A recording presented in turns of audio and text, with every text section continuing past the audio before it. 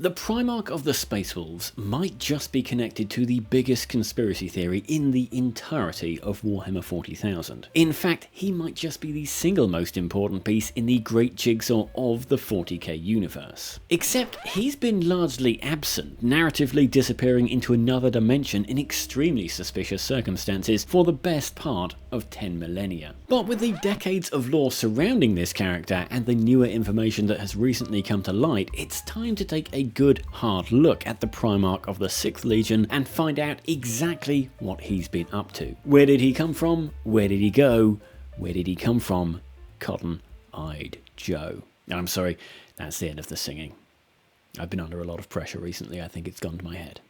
In the 40k universe, the Space Wolves are the faction that most closely aligns with whatever people consider the good guys. With their background full of daring and heroic deeds, they appear to be positioned as a fairly honourable faction in the relentlessly bleak universe of the 41st millennium. They are visually inspired by a mix of Norse mythology and Viking imagery, with a large portion of the Marvel Comics interpretation of both of those sources thrown in. And right at the top of the big tree of life is the Primarch of the Space Wolves Legion, the Golden God Emperor's stone-armoured substitute, Leman Russ. Our story starts at the end. The last thing anyone knows about the Primarch Project's Powder Grey proxy, as of the current timeline, is that he left command of his legion to Bjorn the Fell-Handed, at the time the youngest of his bodyguards, and vanished into the Eye of Terror, the raging hole in the fabric of reality, in the year 211 of the 31st millennium. In the current timeline, Bjorn is now so old he is interned in a dreadnought, and Leman Russ is still missing. For now. But who was he in life? There are 3 versions of Leman Russ in the 40k universe, in chronological order. The first is the early Rogue Trader version from 1987, where he was simply the commander of an Imperial army. There isn't a lot to say here, apart from his picture on page 28, and a few quotes scattered around the book, as this version was retconned out of existence as the building blocks of the classic Warhammer 40,000 universe were slowly slotted into place in the early 90s. So, for the purposes of this video, we're just going to do what everyone else does and pretend this version never happened. The second is the Leman Russ we were introduced to in the early 90s. This version of Big E's Ashen Aid was mentioned in the first ever 40k codex, Codex Space Wolves. He even got a model, although it was largely out of general production by the time the book came out. This codex talks about his life in full Norse mythological style, punching krakens and shattering mountains and doing the kind of mighty feats that you would expect from a Norse god. Or at least the romantic interpretation of what you would expect from a Norse god. Let's not forget that the real gods were all really weird. One of them got killed by some mistletoe, and Loki played tug of war with a goat by way of the old family jewels. I hope they put that scene in the next Marvel film. The information we get here in Codex Space Wolves is largely around the very start and the very end of his life, or at least the end of his existence in the universe as we know it. No one knows what happened to Leman Russ. Some say he disappeared in the Eye of Terror while searching for his old friend and rival, the Primarch of the Dark Angels. Some say that he was on a secret mission from the Emperor when he was slain in battle with a greater demon. Others say that to this day he walks disguised among mankind, watching over the people of his Emperor and guarding them from the powers of chaos. And for decades, regarding his disappearance, all we had were his final words. "Listen but closely, brothers, for my life's breath is all but spent. There shall come a time far from now when our chapter itself is dying, even as I am now dying, and our foes shall gather to destroy us. Then, my children, I shall listen for your call in whatever realm of death holds me, and come I shall, no matter what the laws of life and death forbid. At the end, I will be there for the final battle, for the wolf time." Now, we have to remember it's a long time since this was originally published, and in recent versions, the part where he mentions that he was dying has been removed. But aside from that, the quote totally fits the 90s version of the setting. The idea that there was an age of myth and legend, but just like the morning after a New Year's party, all you have left now is a big mess. The guacamole got left out overnight and it's gone brown, and those squeezed lime carcasses have made the bins stink. Someone even left the freezer open. Great. Attempts have been made by the Space Wolves to find Russ by delving into the Eye of Terror, the bridge between realities, but so far all they found was his armour. Due to the connection with Norse mythology and the semi-mythological nature of the 40k universe, many people have tried to equate Leman Russ to a Norse god like Thor or Odin, but I don't think there's an easy connection there. In fact, in my mind, Leman Russ is closer to Harald Hardrada, an actual Viking that went off to fight for an emperor in his Varangian Guard for a while before being involved in the downfall of that particular emperor and leaving to return home. From there, he unified Denmark, turned his eyes on England, and then, well, I won't spoil the ending for you, but suffice to say there was an issue with a different type of bridge. He also wasn't wearing armour, and we also don't have a Danish royal family, so you can probably work the rest out for yourself. The third version of Leman Russ is the Russ you know if you have been reading the Horus Heresy book series. These stories concern the Emperor's subordinate in Slate during the start and eventual end of the Horus Heresy at the start of the 31st millennium, 10,000 years before the current setting. And this Leman Russ actually has a pretty decently fleshed out character arc. He starts off as a braggadocious, self-assured warrior, and then, for reasons that we'll get into, he turns into the more dour and introspective version in the later sources. Usually there is a disconnect between the narrative of classic 40k and the narrative of modern 40k post-2018. I'm going to pop Lionel Johnson on the screen here, but around Leman Russ, it's actually pretty seamless. In one period of time, the character acts in one way. In an earlier period of time, he acts in another way. Why is this? It's because character development. Keep watching and you'll find out why. Before we go full pants on head, pencils up nose crazy, I would like to invite you to my Ko-fi page. YouTube is a cold and harsh place, and if you'd like to see more of these style of videos and less reactionary rage bait being supported, the only way to do it is to support creators like me directly. If I can get more people contributing for as little as £2 a month, I will be able to restrict adverts appearing on this channel. No more unskippable interruptions to watch a guy trying to sell you a B-day or whatever adverts you've been skipping through, just an uninterrupted flow of me talking about using a B-day. No, this hasn't worked at all, has it? This hasn't. Yeah. And at the gold tier, your name goes up on this board here to prove that you are the greatest wargamer of all. Anyway, on with the show and more about character development. If you've read the seminal graphic novel Watchmen, you can see this same narrative trick play out. At the start of the novel in 1985, you are introduced to Rorschach, a masked lone vigilante who speaks in clipped tones and has a ruthless and brutal approach to crime fighting. Then, later, we see a very quick flashback to 1966, where, although the focus of the scene is elsewhere, Rorschach appears to be a lot more reasonable, attempting to actually argue his point with the comedian. If you've read Watchmen, you might not have noticed this, but your brain did. It turns out, in the time between the first and only meeting of the Crime Busters in 1966 and the main narrative of Watchmen in 1985, something has changed in Rorschach. And later on in the story, the missing piece in the narrative jigsaw is revealed, with the reader witnessing the events that caused Rorschach's psychotic breakdown. Of course, when Zack Snyder made the Watchmen film, Rorschach's line in this scene is delivered in a totally different way, making the character appear deranged and psychotic to begin with. Rorschach has to be physically restrained from attacking the comedian by Night Owl 2. You think catching him matters? Justice matters. This small change by the hack fraud Zack Snyder not only makes Night Owl 2 look like a moron for associating with Rorschach to begin with, but it also completely derails Rorschach's character development. Because if Rorschach already had a hair trigger, the scene where in 1975 Rorschach confronts the kidnapper of a young girl and decides to enact his own justice with a meat cleaver, a bottle of kerosene, and a hacksaw feels completely unnecessary and gratuitous. Now, if you're wondering why I've derailed this video to talk about how Zack Snyder is a hack fraud, the important concept I'm trying to infer is that in a story, major events change characters' personalities and influence their decisions. Another example would be Batman. The murder of Bruce Wayne's parents via gun means that Batman doesn't use guns and would certainly never use a literal chain gun attached to the Batmobile to fire directly at criminals during a car chase.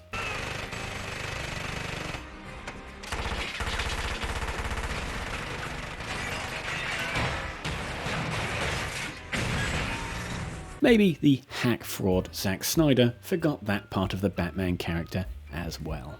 Luckily, people stopped giving him money to make films long ago. Oh Justice. Anyway, back to Leman Russ. So, when you read the Heresy book series, the most intriguing part to people who understand the setting is his nickname.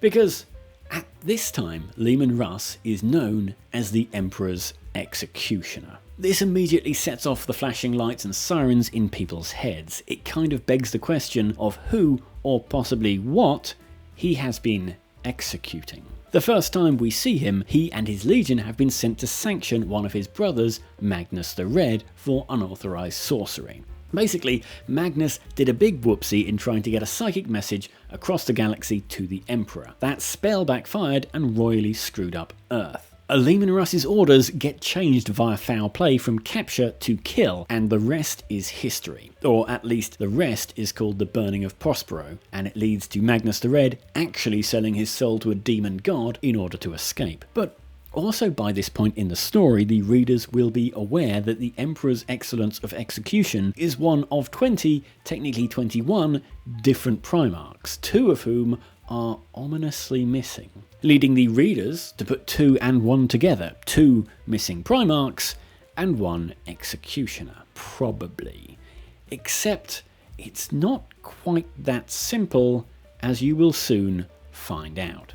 When we talk about the theories surrounding the 40k universe, there is one that trumps all others, the big lie, the final secret that has been every single reader's experience since the dawn of the modern Warhammer mythology, the missing Primarchs. In the very first Ultramarines Codex, we see that in the list of legions there are 2 missing slots, for numbers 2 and 11. Now, on a personal note here, I believe that we should never find out about the 2 missing legions. They are a key part of a new viewer's introduction into the 40k universe. 2 entire legions being completely annihilated and records of them being lost is the proof that goes with the very famous quote at the start of Codex Imperialis. The universe is a big place, and whatever happens, you will not be missed. The realization in the reader's mind that the very best of humanity's forces one day vanished out of existence, just eaten up by a vast and uncaring galaxy, is certainly alarming. And to realize that this happened not once,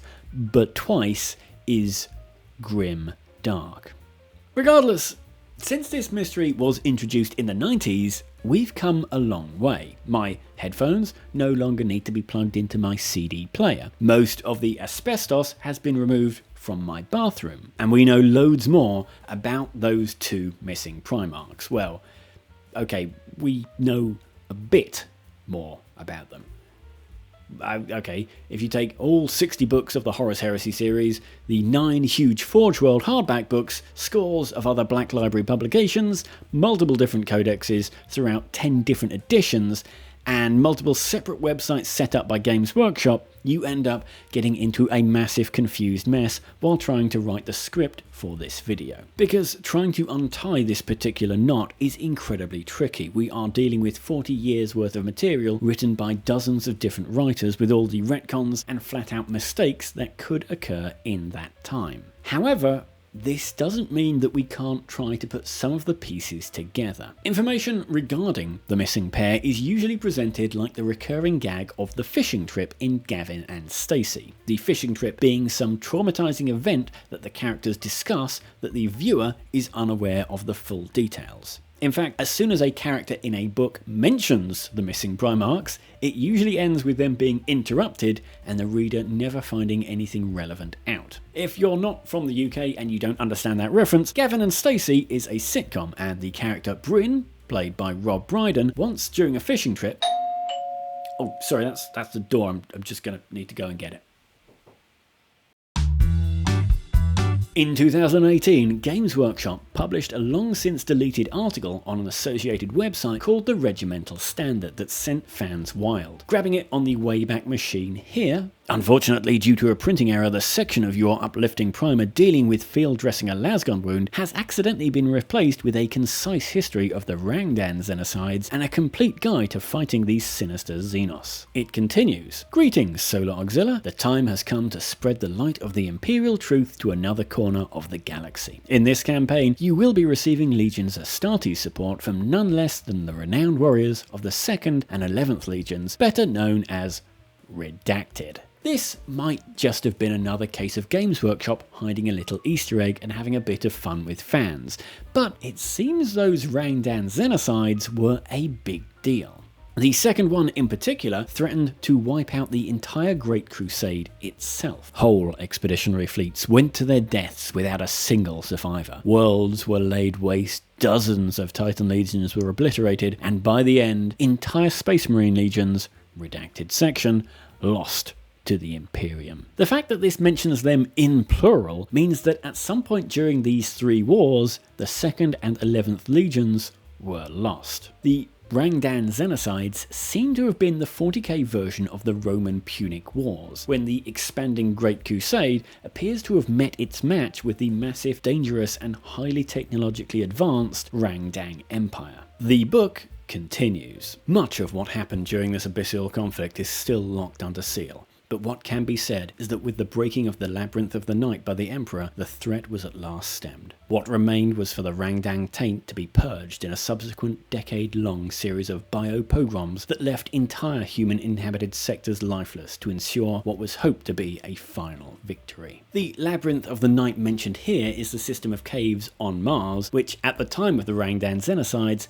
housed no less than a Catan, an alien star god the Emperor had personally imprisoned there, the Void Dragon. As to whether this was a shard of the Void Dragon or the full-fat version is a question left for another day. But when the Emperor has to go grab another creature to assist with something, that's a big deal. The book continues. It was then given to the Space Wolves of the 6th and the Dark Angels of the 1st, the latter who had suffered themselves so very dreadfully against the horror, to conduct these purges. These two legions entrusted above all others to do what had to be done. That is a very telling statement because at around the end of the Rangdan Xenocides came the end of the Great Crusade, and at this point the narrative of the Horus Heresy book series begins with the two missing legions, well, missing. Also in Inferno comes the statement, for the Space Wolves came the Whisperer of Executioner rather than Warrior. So it's looking like we have an apparent smoking gun. In fact, from the novel The Wolfdime, we get a couple of custodies discussing this. If Guilliman was to turn on the Emperor, then the Space Wolves would be one of his first opponents. The history of the 10,000 with the 11th Legion is a reminder of that. But, as always, it's a bit more complicated, because Inferno goes on to state about the Space Wolves, their true histories were theirs alone, preserved in webs of saga and myth, where the facts and direct memories had been purged from the mind by psychomimetic obliteration to preserve the sanity of the warrior from the things they had seen and done, and to remove from them knowledge they were not meant to have. The secrets the Space Wolves had been charged to keep by their Allfather and their Wolf King they would keep to their grave and beyond, if needs be. So the Space Wolves' whole Viking saga deal appears to be simply a result of repeated mind-wiping that turns the awful things they do into these great myths and legends. And those two missing Primarchs, they could be a part of that. Maybe the great Kraken Gormanjarl that Russ defeated was simply the Primarch of a missing legion that used the sigil of a Kraken on their armour, and Russ is just remembering this traumatizing event as him battling a giant squid. The mind-wiping of Primarchs is commonplace. Rogel Dorn, the Primarch of the Imperial Fists, can't even remember the names of the missing pair. Their names were... His mighty brow faltered, his brow creased in frustration. They were... To his horror, Dorn realised that he did not know. Dorn whirled, drawing his chainblade in a glittering arc of lethal metal, bringing it to aim at Malcador's wizen, cloak-wreathed form. You shrouded my memories, you invaded my mind. For that, I should cut you down. The Sigillite showed no reaction to the threat, not just yours, Guilliman's, and the others who met them. But with the Space Wolves, this pattern appears to have happened over and over again, with no way out. Leman Russ looks like he's trapped in an extremely dark remake of Groundhog Day, destined to blindly carry out the worst orders from the Emperor, and on completing his grisly tasks, having them erased from his memory by Malcador the Sigillite, the Emperor's right-hand man, who proceeds to replace them with myths and legend. Leman Russ never once learns from what he has done, and so crucially, Leman Russ never experiences character development. Of course, like all Groundhog Day style scenarios in films, the illusion eventually breaks. After the burning of Prospero, when Leman Russ believes he has killed Magnus the Red, the Space Wolf fleet is trapped in the Alaxes Nebula and attacked by the Alpha Legion. Russ reaches out to the White Scars Legion for aid and is told by their Primarch Jageti Khan that the boys in white won't be coming, as the Khan wants to get all the facts straight regarding what Russ just did to poor Magnus and his homeworld. In Wolf King, Leman Russ states, in conversation with Bjorn, "Do not think I don't know what our nature has cost us," Russ said, gazing out through the dirty armour glass. "Other legions have not borne the brunt as we have. Others have forged their own kingdoms. They tell me Gulliman wrote a book. Maybe with all that time on his hands, he might have seen this coming." It seems like he realises that acting like an obedient attack dog in the short term has left him without allies in the long term. In fact, before his eventual showdown with Horus, Russ offers to return to Terra with him and allow the Emperor to heal him, a much less gung-ho approach to fighting than before, because he has stopped being just the Emperor's executioner, pulling a kind of reverse Rorschach and realising that uncompromising retribution isn't the answer. Horus's princely face took on an ugly aspect. "I thought you would spurn me. You are a dog. You come when our father whistles, the brave hound that will attack whatever his oppressor commands, too stupid to know his master's quarry will kill you." If Horus's words were meant to provoke, they were unsuccessful. A look of calm certainty took hold of the Wolf King. "You are not yourself, I can see that," said Russ. "You have been overtaken. Stop this madness. Come back with me. Let the Emperor heal you." But wait, I hear you cry. None of this will matter, because Leman Russ is presumably still in line to get a mind wipe from Malcador. Except, this time the mind wipe never happens. By the end of the Heresy, Malcador is dead, sacrificing himself on the Golden Throne, and Leman Russ can finally live with his memories intact and his lessons learned. And so Leman Russ turns from a barbarian warrior content to blindly follow orders to a man who realises the value of friends and allies, and thus he starts the Space Wolves on the course to turn into the more honourable force they are in the current timeline of the 41st or 42nd millennium. And we've nicely tied it all up in a bow. Except this theory has a flaw. About 7 years ago, one of the Black Library authors, Aaron Dembski-Bowden, chimed in on Reddit to hit the fire alarm on this particular tea party. In all honesty, the Space Wolves weren't involved with the Lost Legions. There's no answer to what happened to the Lost Legions. Even on the Horus Heresy team, we know there's no answer, so we know the Wolves didn't do it, they can't have done, because if they did, that would be an answer. To be clear, it's not a case of we know the answer and we're not allowed to say except in hints. It's a case of there is no answer at all and there's not allowed to be an answer. So the entire theory I just delivered is not canon, and although all the pieces are all there and they can be referenced and can be read if you have the time, Games Workshop writers aren't allowed to put them all together to create a comprehensive story. You're probably wishing I'd mind-wiped you now, except for two reasons. Number one, you'd still never get back the time that you spent watching this video,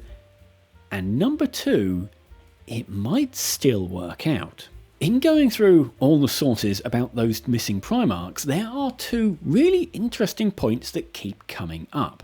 The first is that all of the other Primarchs respect them. There are chairs laid out at tables in honour of them. Yet their absence must be marked. Places must be left for them. That is simply honour. Their absence is treated more with sadness than with anger by everyone except Malcador. Malcador really hates them for some reason, but the remaining Primarchs still hold them in respect. The second point is that never in any mention of them are they directly referred to as dead.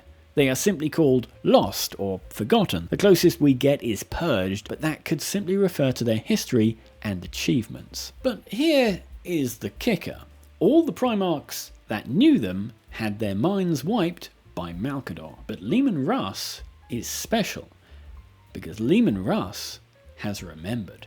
Leman Russ was given an object known as the Spear of Russ. This was originally one of the twin spears forged by the Emperor himself during the Age of Strife, and it contains a portion of his power. As with all magical MacGuffins, it doesn't just stab things dead real quick. The Denossian Spear, as it was known, illuminates those it pierces, revealing to them some aspect of the truth. In the novel Wolfbane, Leman Russ used it to stab Horus and partially restore some of the War Master's sanity, crucially weakening the grip Chaos had over him. But long before doing that, Russ went on the kind of guided spirit journey that you would expect from a Norse legend, and as a reward for this, he gets shanked himself with his own magical spear by a vision of himself. With that, the false Russ impaled the Wolf King, revealing to him the truth regarding the nature of the Primarchs. Russ despaired, and the false Russ revealed that this knowledge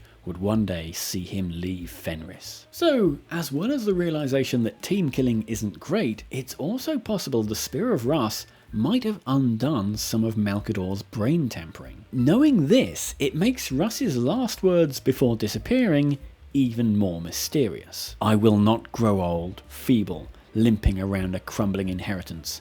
I have an oath to keep. There are beasts left to slay. Exactly what this oath is, and what beasts he was referring to, is a mystery. But this could refer to a missing brother he has gone off to find. Perhaps a missing brother that many lifetimes ago he was sent to kill, but instead exiled from the galaxy. Who knows? It's certainly a theory. I'm sure the comments section should be full of people tearing this video to shreds, but honestly, if there was a way to have a lost Primarch return, this seems as good as any. Or maybe Leman Russ will simply wake up one day with his memories wiped, pull out a legendary sword that no one has heard of before this point, pick up the Emperor's shield that no one has heard of before this point, and gain the ability to transport himself via forest walking that no one has heard of before this point. Just like his best friend Lion L. Johnson, who, incidentally, is the next Primarch I'll be doing a theory video on. Let's be honest, when Leman Russ returns, the box set will sell out in minutes, even if it's literally packed full of radioactive isotopes and dog turds. If you like this video, check out this one on why Rabute Guilliman is actually dead, please subscribe, and I'll see you next time.